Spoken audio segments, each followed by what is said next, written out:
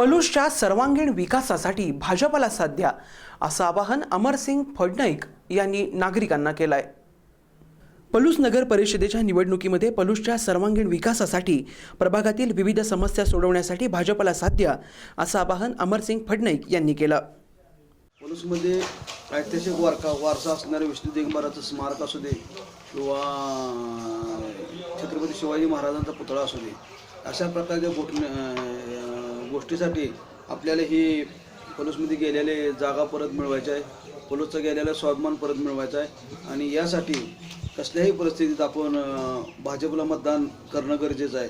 भाजपने केलेली कामंसुद्धा आपण ध्यानात घेतली पाहिजेत। डबल ट्रॅक हायवे गुहागर ते विजापूर हायवे भाजपने मंजूर केला आहे। डबल ट्रॅक रेल्वे या ठिकाणी आपल्याला मंजूर केलेला आहे। आपण या ठिकाणी सर्व पलूसमधील बेघरांना 1,500 घरकुलं आपण या ठिकाणी बांधून देण्याचं अभिवचन देत आहे। कारण परवा मुख्यमंत्री पंतप्रधानांनी जाहीर केले की 2 वर्षामध्ये त्यांना घरकुलं बांधून देण्याचं आपण देणार आहे। तसंच गावचा आपण पूर्णपणे विकास आराखडा तयार करून पलूसला जे काय करावं लागते ते करण्याचा प्रयत्न या ठिकाणी करणार आहे।